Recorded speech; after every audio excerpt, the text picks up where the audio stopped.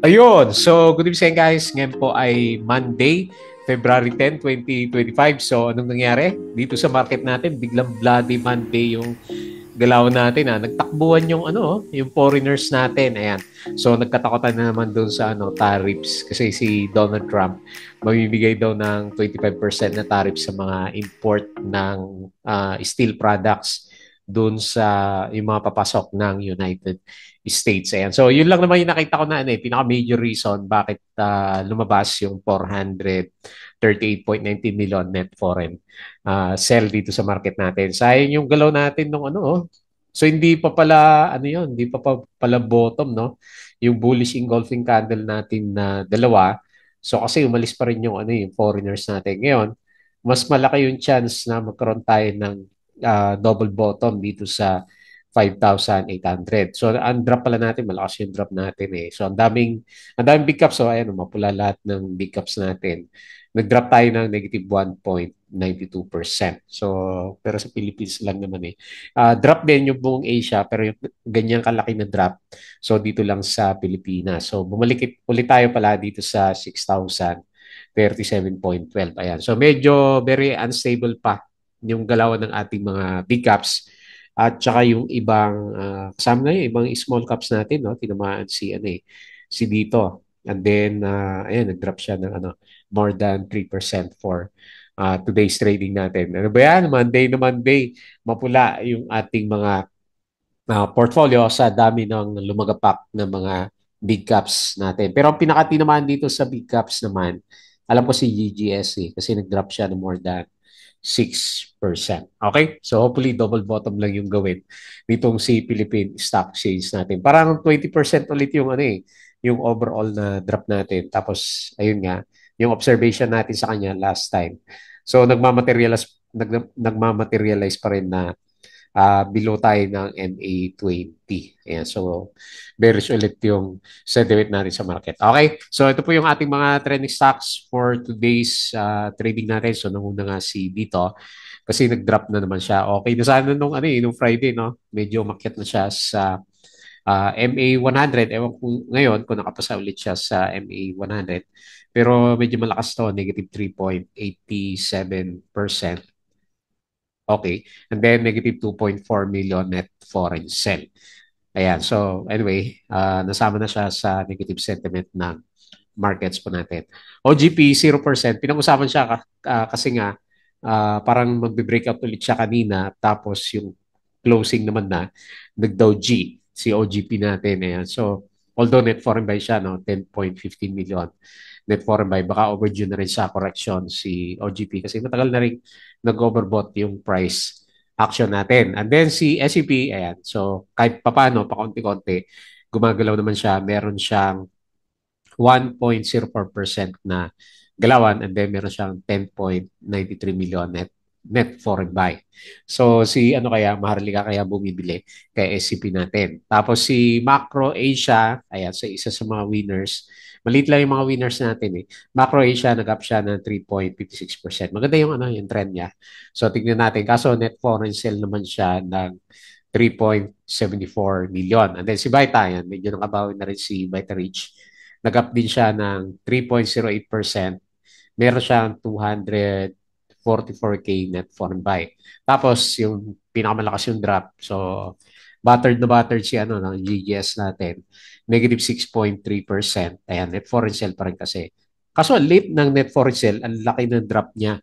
So negative 21.39 million na yan. Wala yata foreigners kahit isa dito kay GGS naman natin. Pero hindi lang si GGS, ayan, no? Sina Metrobank, malakas din. Ayala Corporation, malakas din yung mga drop nila for today's trading. Ayan. So, very risky pa rin yung mga big caps na stocks natin. Okay? So, bisitahin natin yung mga stocks natin na yan. Ayan. So, disclaimer pa rin guys sa mga bago sa channel natin. As usual, yung ating review is for education purposes lang po yan.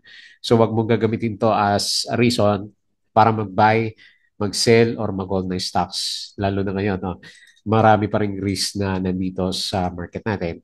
And then follow mo po ako dito sa ating Palabra Trader na YouTube channel. Subscribe ka lang para updated ka sa reviews natin or kung gusto mo join ka dito sa trading community naman natin. Ayan. So yung mga nakasubscribe, maraming salamat po doon sa mga usual na viewers sa trending stocks. Ayan. Laglag na naman yung review natin ito. Company reviews sa market, mga sample trades, mga basic indicators, technical analysis, plus yung ating mga risk management, hina ng blue chips, and then yung mga basic na learnings natin sa markets naman. Sa crypto, follow mo na lang ako dito sa ating Fluvy Trader. Crypto ko to para sa mga play to earn games, social media, Facebook account na Fluvy Trader para sa mga posts natin or dito sa Facebook page. Mga articles natin is dito sa Bodega Peak. Yan, wala pa tayong bago dyan. So, tingnan natin yung summary. Sabi nga pala ni hindi tayo verified sa ano, Twitter. Sabi ni Ma'am April Tan, baka opportunity daw tong drops na to. Ayan. So, undervalued na yung majority ng stocks natin. So, dito muna tayo sa summary ulit ng market natin. Okay na yung nag-review kami kahapon eh. Okay na yung review ng ano eh, or rather yung pasok ng foreigners natin. Kung tanda mo, so dire-diretso na pala yun eh, mga 4 na araw na net foreign buy tayo. Kasama na yung yung mga bullish engulfing candle dun sa chart natin. Pero ito yung first time after 4 days na umalis ulit yung foreigners natin kasi nga nagkakatakutan ulit dun sa mga tariffs ni Donald Trump. So tinamaan, finance, himala, malakas ang tama ng finance ngayon, negative 2.4, and property talaga yung pinakamahina, negative 2.43%. So ito naman si mining natin, dito na nagpupunta yung mga traders, 0.9%. Holding firms, malakas din yung drop, negative 1.56%. So 438 million net foreign set. Hopefully bounce for tomorrow's trading natin. Parang sa closing din ulit yung baka syndicated na naman yung yung drop natin. Silipin natin mamaya 5-minute chart ni Philippine Stock Exchange. Okay, so rising risk and opportunity to buy the market. Ayan. So may article dito si Madam April Tan. So marami daw bargain sa mga stocks natin. So ito yung galawan ng blue chips naman natin. So base dito is GGS nga, no? Negative 6.3. Emperador, no? Falling knife pa rin siya, no? Negative 4.89%. Metrobank, yung mga akala natin na malakas. So nagda-drop din, negative 4.38. SMPH, kinain na yung sayang yung bounce niya na 7% ba yun? China Bank, profit taking pa rin, no? Negative 3%, Ayala Corporation minus 3%. Ayan. So halos lahat ng stocks natin is napunta dito sa mapula. So nag-bounce ng konti si AGI 1.76%, Meralco 1.75%, San Miguel 1.25%, and DMC 0.91%. Okay? So mapula na naman yung mga alaga natin. Foreign funds bought, BPI, China Bank, PNB, Security Bank, Union Bank, Alter, APF, Gen, Meralco, Manila Water, DNL, DCG, Keeper, Monde, LTG, Converge, ba FCG, STI Plus, at saka si Wilco naman natin. Okay? So, yan yung mga may foreign buy. Si Plus nag-drop kanina eh. Okay, so ayan, makita na naman yung gold. Kaya siguro pinag-uusapan din si OGP. Kaya lang medyo tumaob siya kanina. So, tumaas ulit si gold. Ayan, sa mga minero, no?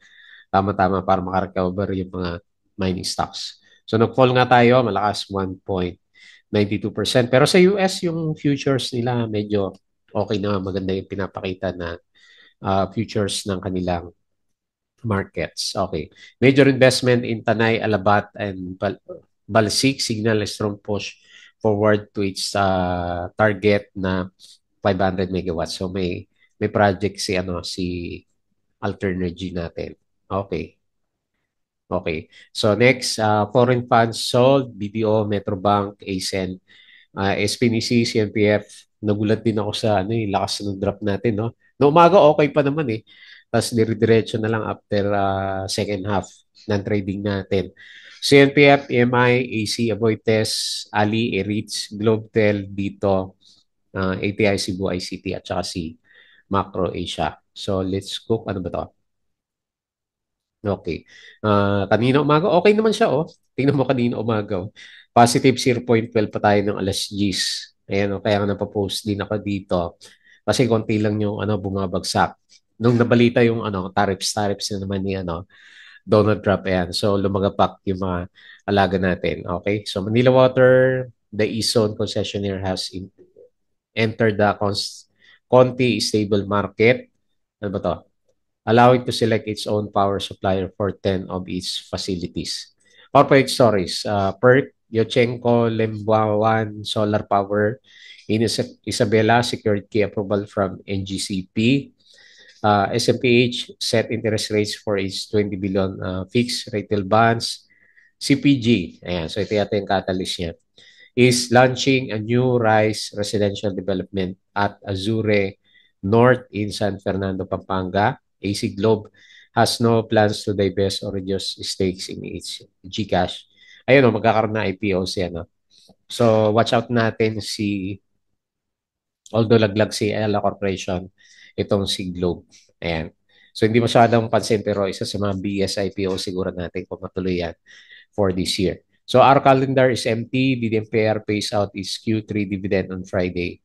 And that's it, sabi niya. A-REITs, PSEI inclusion, and recent share performance. So actually maganda. And then si Globe, ang ano bang target price nito? Hold lang siya. Last traded price, tama ba yung price niya? Para malino. So, baka 2,334. Ayan. So, wala siyang price dito. Ayala Corporation to retain block in GCash. Share buyback, Ali, Robinson, Cebu, at saka si ATI. Ayala Land plans to expand its presence in Malaysia. Okay, yung IPO. Meralco submitted its proposed annual revenue requirements. Property sector downtrend continues kasi nga gawa ng POGOS yan. So nawalan ng bala yung ating mga properties o dumami yung properties na for lease. DDMPR dividend payments. Okay, Shopee Market, REITs. Actually, natitira na lang maganda na review namin kahapon is REITs at saka mga banks. So, yung iba natin hindi pa rin maka-recover. Okay? So, yun lang nakita ko, tariffs sa US. But hindi ko na-post. So, nandito siguro sa global market news natin. Okay? So, patalastas ulit doon sa mga bago sa channel pa natin, as usual, yung ating Patreon. Yung mga gusto ng guide sa trading sa Philippine market, sali lang po kayo dito. Ayan. So, double check nyo lang po kung ano po yung meron sa Patreon channel natin. Ayan. So, punta na tayo dito sa market. Mapula lahat to. Grabe yung pagkapula ng blue chips. Tinapon na naman tayo. Silipin natin sa 5 minutes. Meron na naman bang, dire-diretso pala yung o wala siyang biglang dire-diretso talaga na bumagsak yung market natin. So, unti-unti na lumabas yung yung foreigners natin. So hindi tayo makapag-expect tuloy ng bounce. Normally kasi pag, 'di ba? Pag pinipitik lang yung natin sa pre-close. Ayan, doon tayo pwede mag-assume na pwede siyang bumalik agad. Pero ngayon dahan-dahan yung paglagapak ng markets natin. So mukhang magdo-double bottom tayo. Mukhang tama sabi ng iba, dead cut down si PSE natin. So ito yung pinaka-likely scenario natin bago tayo mag-recover. Kaya lang ang tanong kasi diyan, nag-implement pala ng mga tariffs si Donald Trump. Ang lakas na ng pessimism dito sa global markets natin, especially sa Philippine stock exchange natin. Ayan, nauntog ulit yung RSI natin dito sa 50 level. So bear market ba ulit tayo? Kasi nag-bounce na tayo sa 20%. Pag bumalik ulit tayo, trap ulit tayo. Ayan, bear market ulit. So 20.81% since magkaroon tayo ng peak nung around February o October last year. Ayan. So bearish na naman yung mga alaga natin. Baka matablay na naman yung review natin for the coming few days. Ayan. No choice tayo dyan. Kasi lumalabas yung mga foreigners natin. Basahin na lang natin yung article ni Ma'am April Tan. Baka meron siyang hints para sa mga, kasi hindi ko pa na-review yung mga fair value ng mga blue chips. Actually, magandang pag-aralan kung ano ba yung fair value ng mga stocks natin na to. halimbawa yung mga properties natin, malakas yung drop, o si GGS na malakas yung drop kasi mabot siya ng 6%. Ano ba yung kanyang pinaka fair value as of this time, di ba? Hindi ko matanda lahat yung ano yung mga post ni Phil Stocks doon sa fair value ng ating mga stocks. Okay. So anyway, ayan, very bad yung galaw ng blue chips. Meron bang winner for today's trading? Balay. Sumilip si Balay, oh. Ayan, meron na bomba dito. Nag-up siya ng 9.72%. Nagka-volume siya bigla, no? Tapos, ano lang ako may volume, ha? Sinaw kanina, medyo pumitik din, no? Lumalaban din siya. 5%. Mac Croatia, ayan, may volume. Tingnan natin kung matuloy ito. So, si Vitarich, ito, nakabawi na, oh. Nakabawi na rin, oh. Bumalik siya sa MA 100. Sino pa? PNB. PNB yung, ano, oh, forever uptrend yung galawan niya, no? Si Home, ba? Nagkaroon siya ng volume, pero Dow G pala kanina. 1.79% GMA. Nagpaparamdam din, 1.63%. Sino pa? Si AUB, ito uptrend din. So 1.27%. Yung mga major na banks yung ano, tinatamaan sa kanila. SCP 1.04%. Okay? So yun yung galawan sa mga winners. Sa losers natin, GGS. Walang tigil si ano. Walang tigil, no? So for downtrend si ano, si GGS natin. Minus 6.3 AP, napagod na. Minus 4.94 Metrobank minus 4.38, SMPH minus 4, ATN minus 3.57, RCI nawalan ng volume, no? Lagi natin pinag-usapan last time, nawalan ng volume, minus 3.64%, RCB minus 2.4, tapos si ALA minus 2%. So the rest, medyo mahina yung volumes niya. Okay. So Birit nag-drop ng ano, 1.57%. Pero yung buong picture niya, panalo naman si ano, Birits natin. Okay, so ganyan na lang muna. So optimistic yung view natin. Pero baka kailangan ng double bottom. Dow G talaga, no? Okay, wala pa. Wala pa yung inaantay natin na Dow G dito sa market. Ayan. So silip tayo ng konti dito sa global markets. So based dito, maganda yung ano, futures nila. S&P 0.32, Dow Futures 0.26, and Nasdaq 0.49. Kawawa naman si global markets natin. Oh, okay pala dito sa ano. Oh. Medyo lumalaban sa European markets. Okay din siya. Oh. So berde pero dito sa ano yan. Nadali din yung ano, yung Asian markets natin, eh, no, mapula lahat. Ayan. So, kasama tayo dun sa ano. Kailan tayo kasi medyo exads yung ano yung drop natin. So, dito naman sa bandang crypto, bumabawi na siya ng konti. May nakita na tayo mga berde. Bitcoin, kapon 96K to eh. So, bumawi siya ng konti. 97.9K. Ethereum, 2.6K. XRP, 2.4. And BNB nag-drop ulit ng 5%. Kapon nag-up to eh. So, 606.8%. Ayan. So, nagre-recover lang yung ibang coins din natin. Okay? So, balik tayo dito and mabilis sa review na lang dito sa ating mga um, trending stocks. Ayan, pangit talaga. Oh. Bear na naman yung itsura ng ano, chart natin. Okay, so nahin natin sa listahan natin si Dito. Okay, yung mga Dito Natics natin. Mawawala na naman pag-asa nito kasi medyo pa pullback na naman yung galaw niya. Oh. So lumalabas, nagre-resist na naman siya. So ibabalik natin ulit yung support natin dito sa 1.6. Tingnan natin bukas, mali mo mag-bounce naman yung galaw ng market kasi sabi ni Ma'am April. Ayan, opportunity daw sa bargain hunting sa mga stocks natin. So balik muna ulit tayo dito sa 1.6. So medyo malakas din yung drop niya. Halos kainin niya yung up move niya ng Friday. So nag-drop siya na 3.87% and nag-close siya is 1.74. So meron siya net foreign sale na 2.4 million at nag-aagaw buhay din yung ano yung RSI ni dito natin eh. So bukas pa natin siguro makikita kung ano yung gusto niyang direction. So nung last week na nagre-review tayo, maganda yung review natin sa kanya kasi nga parang may W bottom siya dito, di ba? Isa sa mga indicators na bullish kapag nagre-reverse ng direction yung stocks. Kaya nang, yun nga, medyo nauntog ulit tayo dito dahil sa global sentiment ng market natin. Pwede ba ilagay na lang natin dito yung resistance, no? Ayan. So, yan naman yung pinaka, ano niya, or kung medyo bearish ka dito sa 2.03. Pero ito yung pinaka main na resistance niya kasi dito tayo nauntog ng obvious dalawang beses last time. Pero, yan, pwede mabago yan. Mabago yung resistance. Baba natin sa 2.01 kapag na-break ulit tong support natin dito sa 1.6. Wala tayong bagong news kay dito natin. Okay? So, yan lang muna yung observation.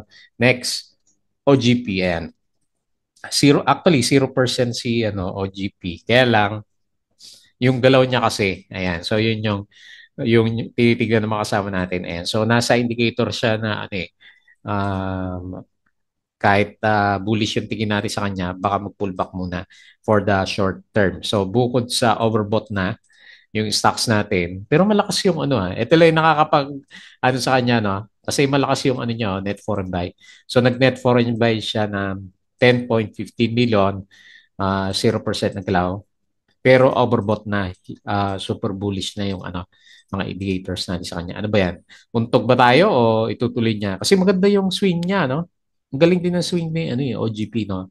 Matagal pero umabot siya ng 10% mula dito sa breakout niya dito sa MA 100 natin. So bukas natin malalaman niyan kung untog na ba talaga. Pero syempre bearish sign kasi meron tayong inverted doji. So last time ito medyo obvious na inverted doji yung galaw.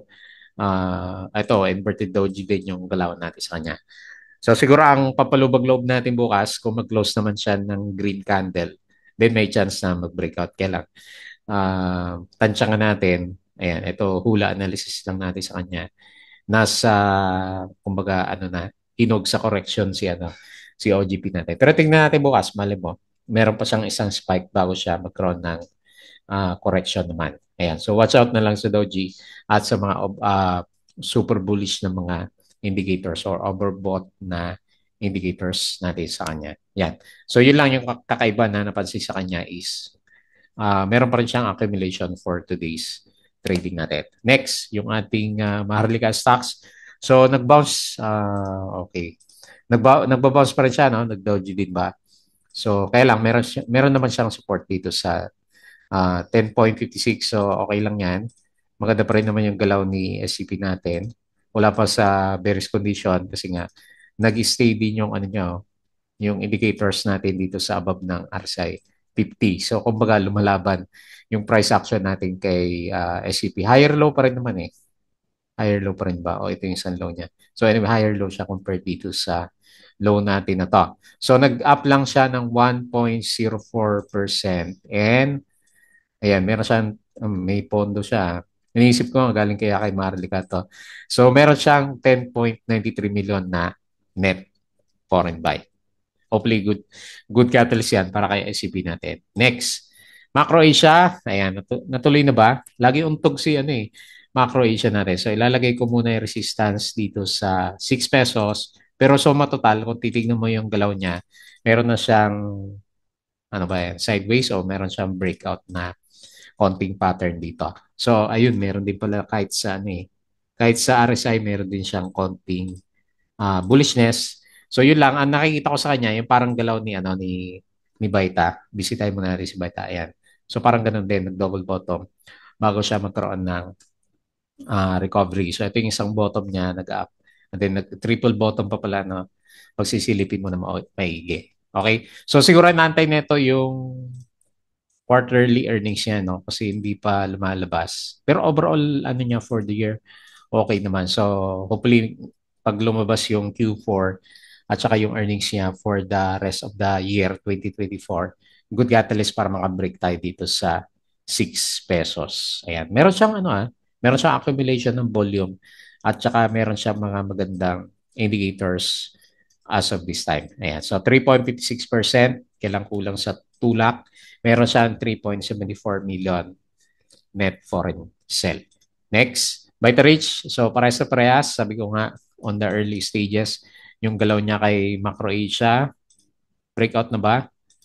Ayan. So halos maka-breakout na si Ito yung picture niya last time. So, ewan lang natin ngayon kasi medyo nakasingit na siya sa ano, MA 100. Baka reversal na to ng direction ni Vita Reach. Ayan, okay din yung ano yung pala, yung RSI level niya.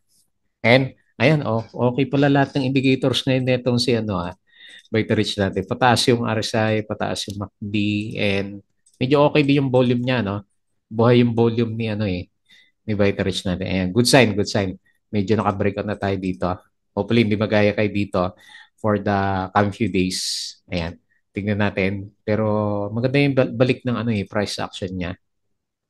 Ito, magandang catalyst to, 548%, 495%, minus 99 ng ano, first quarter. Pero parang overall picture niya is okay yung earnings ni Vitarich for 2024. Ayan. Yun na rin siguro inantay niya para matuloy yung breakout natin. So 3.08% and meron siyang 264K net foreign buy. Okay? And then lastly, so representative ng mga palaglag ng mga blue chips natin. So another 52 weeks low. Ang tagal ng downtrend ni ano no ni GGS natin.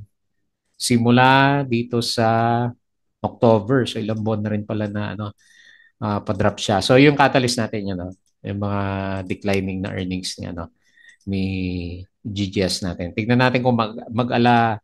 Alam ko ang ganitong isang style si ACN last time dito eh. So halos itapon na rin siya and then nag-recover. Pero ngayon, di ba, nag-drop ulit siya. Tapos yung isa pang ganyan, yung scenario last time, si Security Bank din. So ito si Security Bank, umakyat siya nung nagpakita na siya ng mga good earnings. Ayan. So yung GGS kasi medyo negative pa yung mga earnings. So hindi pa natin alam kung nasaan yung bottom niya. Lalagyan na lang natin resistance muna yung 16 pesos. Lalim na rin ang galaw nitong si ano. So kung titingnan mo sa 2024, gaano kalaki na yung drop niya? 60% na. Laki na. Laki ng drop niya, ano? GGS natin. So, isa sa weakest na blue chips. So, negative 6.3% and wala kasing foreigners. Ayan. Parang nabubuhusan pa siya. Oh. So, oversold na rin pala. Ayan. Tingnan natin kung mag-bounce na. 21.39 million. Kailangan natin kasi ng ano, net foreign buy para kay GGS. So, strong pa yung downtrend natin. Lalo na nagre-resist yung mga moving average naman natin sa kanya. Hopefully, catalyst na pa para sa ano, technical bounce kasi blue chip parang ano yung Subaru yung galawan nitong si GGS naman natin. Okay? So, yun na lang muna yung ating review. So, nasa bad side ulit tayo ng market. Kasi parang papunta ulit tayo sa bear side which is below 20% ng latest na peak natin noong October 2024 naman. So, konting ingat muna tayo. Pero magandang ano news kahit papaano, papalubag loob yung sinabi ni Ma'am April Tan dito na I think the sell-off is an opportunity for bargain hunters. Okay, so bukas natin malalaman yan. So, yun lang muna yung ating review. Bago tayo close, please don't forget to subscribe dito sa ating channel. Diyan ka lang sa good guys. Kung gusto mo ng guide, crypto ko to. Follow mo na lang Facebook account, Facebook page, Bodega Peak, Twitter, and yung ating Patreon sa mga gusto ng guide. Sali lang po kayo dito. Okay, so yun lang. Maraming salamat. Kita po ulit tayo bukas.